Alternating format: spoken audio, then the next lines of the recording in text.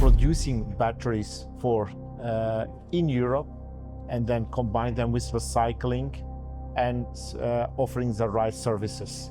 That are the three ingredients actually for having successful and sustainable business model. With solid state, we want to double the range of an electric car. In order to do that, lithium metal in the anode is one of the ways to tackle that. Hopefully, a lot of discussion about fast charging will not be needed. And when there is no fast charging, there will be also less stress on the grid, and that's what we are all aiming for. But on another materials like lithium-iron-phosphate, Europe is already still lacking behind. At least 10 years is lacking behind compared to the Chinese.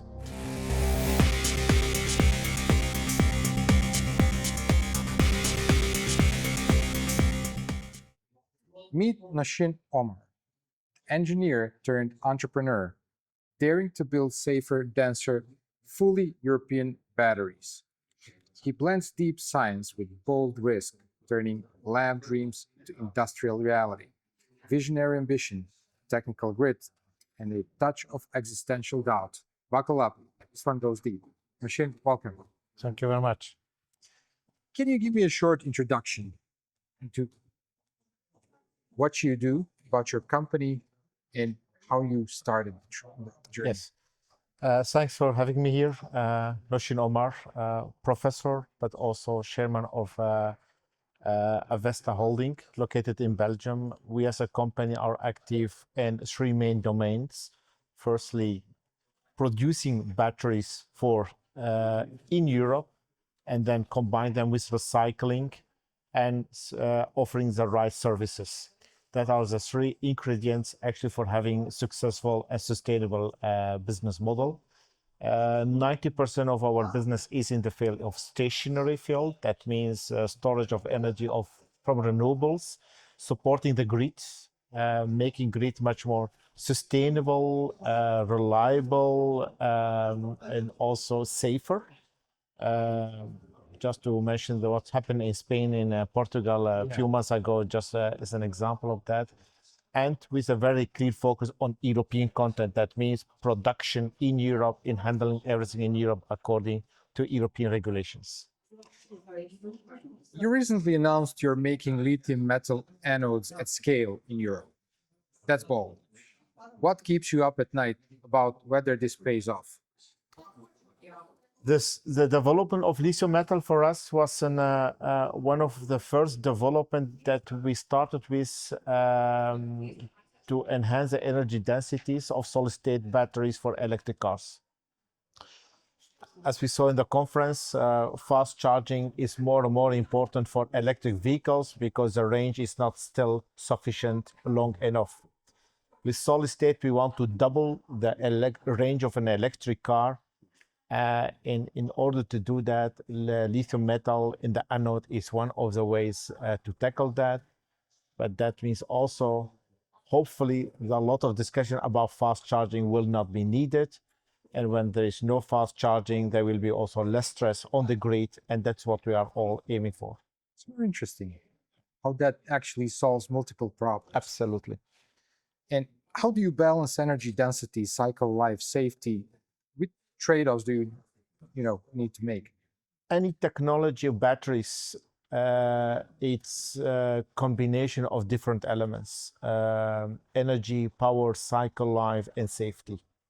One cannot be disconnected from the another one. So it's a combination of trade-offs where it's an optimization process has to happen until you have an unique technology or solution.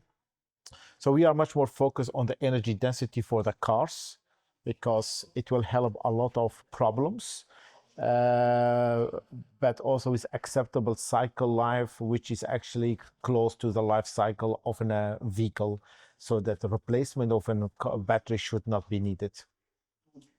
And you're dealing with ultra-thin films. What yield losses or defects plug your process the most? Now, to be clear, what we are producing in Belgium, lithium metal, is something very unique on European level. We are the only supplier of lithium metal in Europe and the developer of Europe.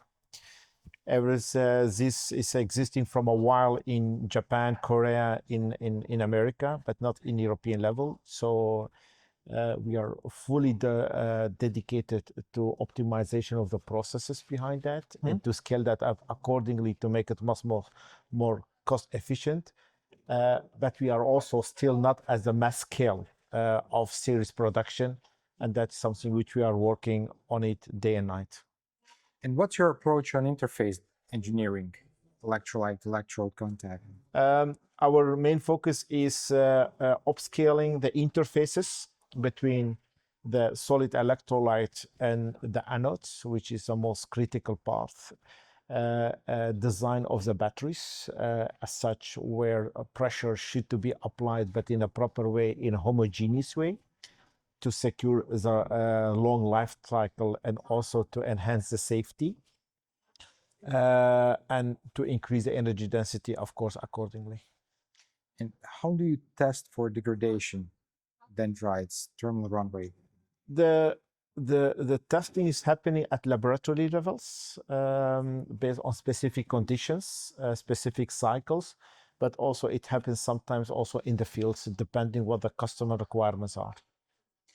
About the scaling the cell design, how much do you standardize versus being customizing per customer? Right now in the automotive industry, the cell size, nothing is standardized. We have cylindrical cells, we have pouch cells, we have prismatic cells.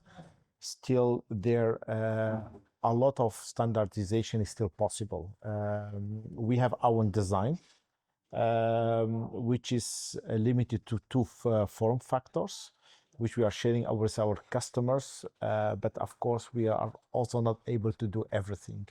In the early stage, in the beginning stage, each time it will be customized until you and your customers start finding each other and to find a common cell design, which will be the coming for the series production. Tell me about the recycling pipeline. Yes. Do you guarantee material reclaim value doesn't vanish after the life cycle? Now, that's a very good question. Recycling is key in all our ecosystem. Unfortunately, it has not been tackled on this conference so much, but we see that Europe is quite very active in recycling of nickel and cobalt. But on another materials like lithium-iron-phosphate, Europe is already still lacking behind. At least 10 years is lacking behind compared to the Chinese.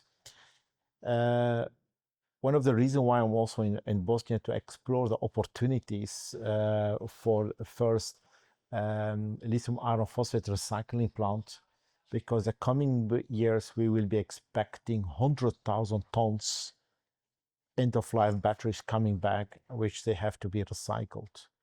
And according to European regulations, 5% right now of new batteries should be based on recycled materials. So we have to get them, we have to recycle them, we have to recuperate the materials, we have to make new batteries out of that, but in a sustainable way, human way, and energy efficient way.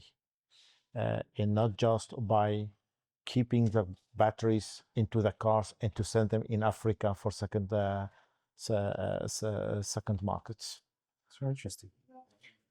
Given supply constraints on lithium, nickel, cobalt, which elements are you hedging and do you foresee alternatives?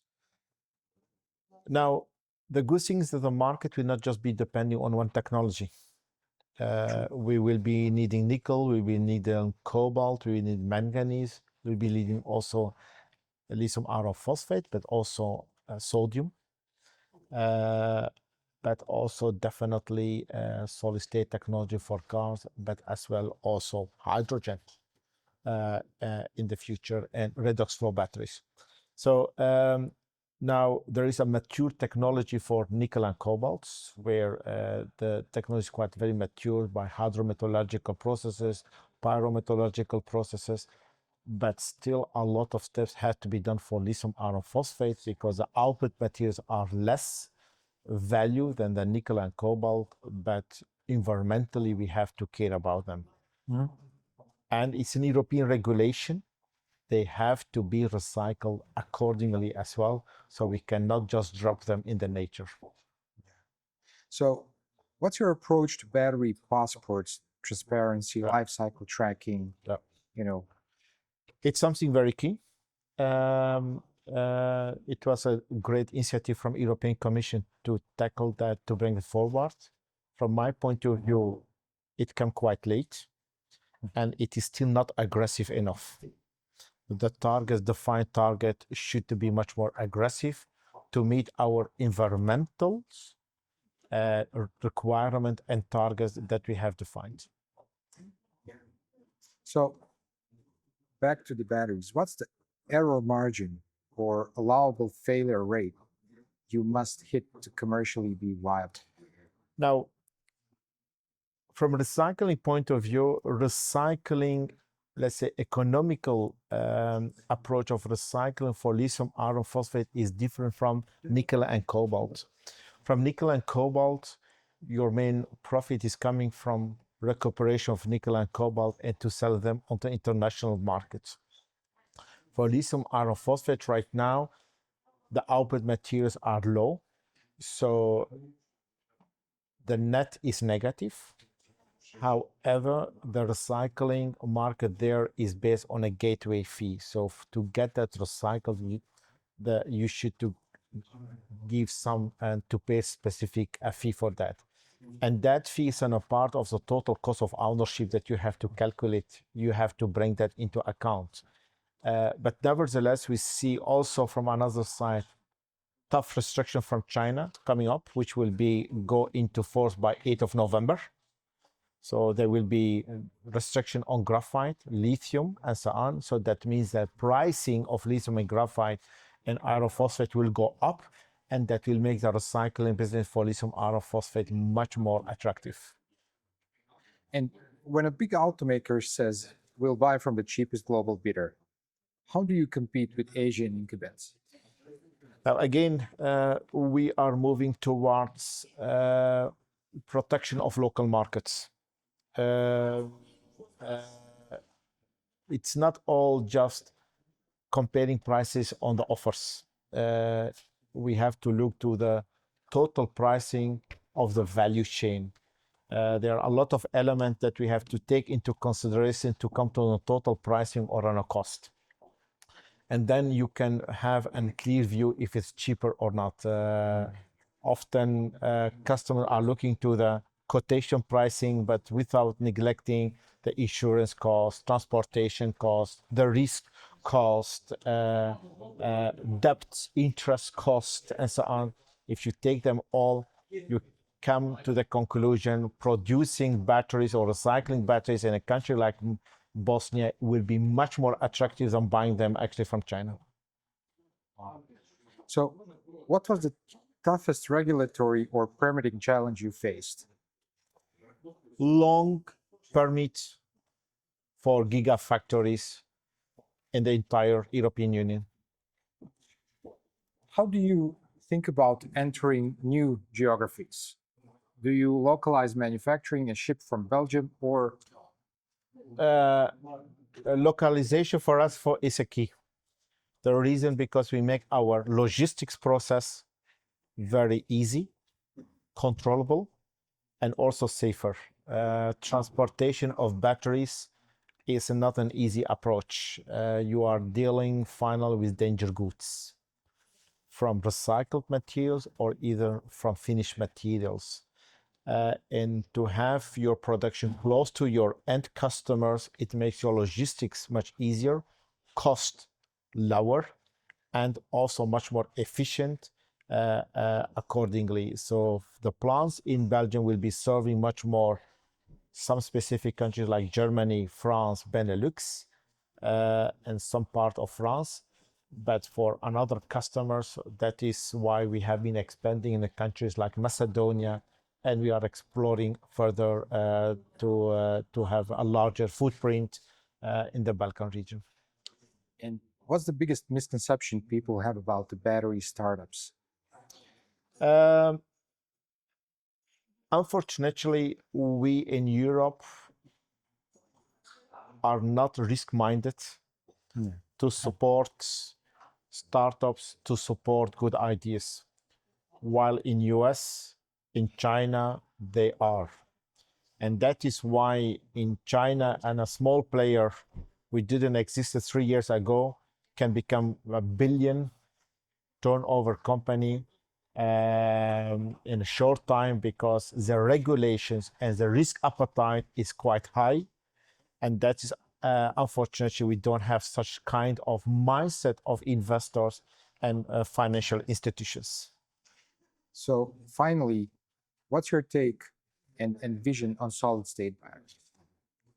Our vision is to bring that on the market by 2030 from our facilities in Bulgaria to the European markets, fully controlled by an European supply chain. Wow. And yes, and by doing that in an environmental friendly way. I will not say maybe cost efficient way in the begin phase, but environmental friendly way, where the CO2 footprint should be low according to the European regulations, like the Green Deal, industrialization deals, and the battery passport. Noshin, thank you so much for being my guest today. My pleasure. Thank you very much.